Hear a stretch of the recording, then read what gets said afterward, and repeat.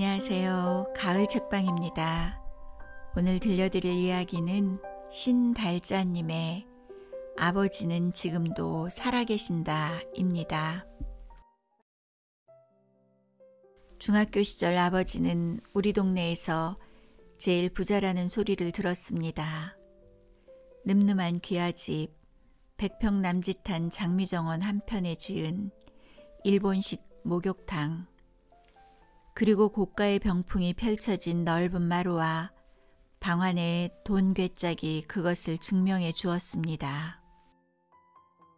50년대 중반에 그것도 제 고향 깡촌 같은 곳에서 그것들을 누리며 구경시키기란 쉽지 않은 일이었습니다. 그때 아버지는 모든 걸 소유한 사람이었습니다. 제가 보기에도 그랬지만 다른 사람에게도 아버지는 너무 많이 가진 사람이라는 사실을 부정할 수 없었습니다. 아버지의 사무실에는 늘 큰 자물쇠가 채워져 있는 서랍이 있었습니다. 저로 하여금 가장 큰 궁금증을 일으키게 하는 아버지의 비밀 공간이었습니다. 그때가 아마 중학교 3학년 졸업반이었을 것입니다. 돈을 타기 위해 아버지의 사무실에 들렀을 때 놀랍게도 그 비밀 서랍이 열려 있었습니다. 그리고 아버지가 계시지 않았기에 에라 모르겠다 하는 심정으로 아버지의 돈을 몇 장 가져가기 위해 서랍 안을 뒤졌습니다. 그때 저는 깜짝 놀랐습니다. 실망스럽게도 서랍 속에 돈은 하나도 없고 공책 5건이 들어있었습니다. 순간적으로 아버지는 왜 이것을 이렇게 중요하게 생각했을까?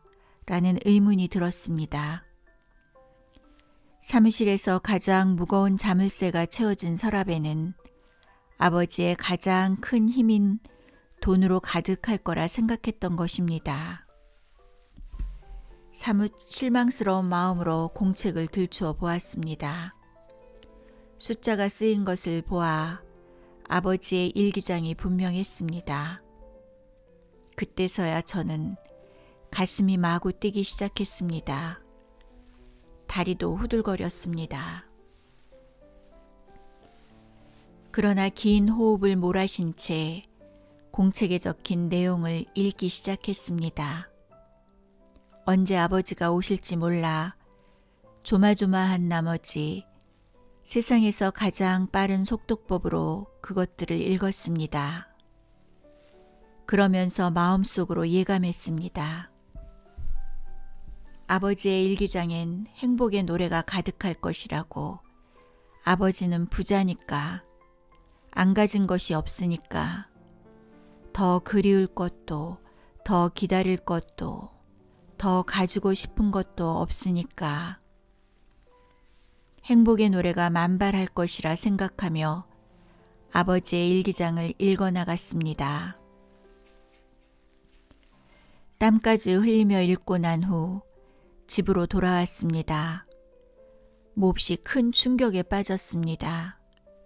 너무 혼란스러워 방에 들어가 이불을 뒤집어 쓴 채 생각했습니다. 일기장 속에는 제가 생각하는 자신감 넘치는 아버지는 없었습니다. 나날이 행복하고 그래서 더 가질 것도 기다릴 것도 그리울 것도 없는 아버지는 거기에 없었던 것입니다. 호탕하게 웃으시는 아버지의 모습도 없었습니다.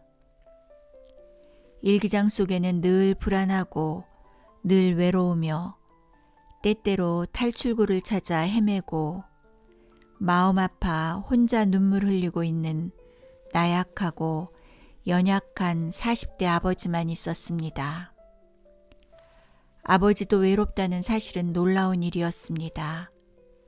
아버지에겐 너무 많은 남자와 여자가 있었습니다. 보이는 것과 보이지 않는 내면의 차이를 깨달으며 저는 아버지를 새롭게 보게 되었습니다. 그러면서 저는 누구보다 일찍 철이 들어갔습니다.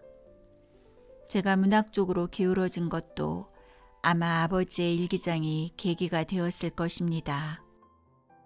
저는 고등학교 2학년 때 부산으로 전학을 갔습니다. 처음으로 부모와 고향과 친구들을 떠나는 일이었습니다.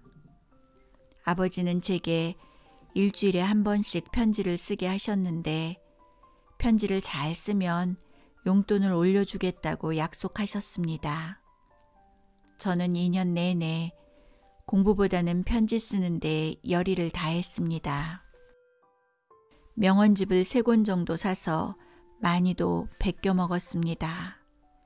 제 편지는 날로 유식해지고 놀라운 많지 세계적으로 폭이 넓어져 갔습니다. 당시 아버지는 저를 편지 잘 쓰는 천재로 생각하고 계셨습니다.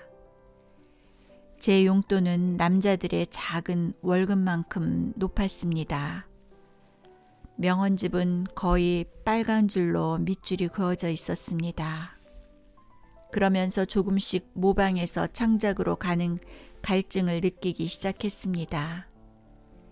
베끼는 것보다 마음을 있는 그대로 적는 것이 훨씬 더 공감 가고 즐겁다는 것을 깨달으면서 저는 서서히 창작과 묘사를 하기 시작했습니다. 고등학교 졸업반 때 경남 백일장에서 1등을 한 것도 아버지의 편지 쓰기 숙제 덕이라고 생각합니다. 아버지는 노년에 빈털터리가 되셨습니다. 아무것도 없이 외로움과 슬픔과 가난만을 가진 채 죽음에 임박해 계셨습니다. 병원에서 1년 가까이나 초라하게 누워 계셨습니다. 그러나 그 남루한 병원 생활 속에서도 아버지가 일기를 쓰고 계신다는 사실을 알았을 때 저는 재산을 탕진하고 인생을 잘못 살아온 아버지라고 손가락질하는 사람들의 방탄 역할을 했습니다. 아버지는 일기장에 자신이 살아온 삶이 자식들에게 올바른 화살표가 되기를 바란다고 적어 놓았습니다. 잘못 산 자신의 생이 지표가 되리라는 생각에서였습니다. 저는 아버지에게 너무 많은 유산을 물려받았습니다. 재산은 탕진했을지 모르나 아버지는 사랑을 탕진하거나 자신을 탕진하지는 않으셨습니다. 아버지는 돌아가셨어도 그 정신만은 제게 그대로 남아 있습니다. 저는 1999년 아버지의 빛이라는 시집을 펴냈습니다. 아버지가 죽었다. 하늘이던 아버지가 땅이 되었다. 로 시작하는 연작시입니다. 그것으로 저는 아버지의 영원한 힘을 남기고 싶었기 때문입니다.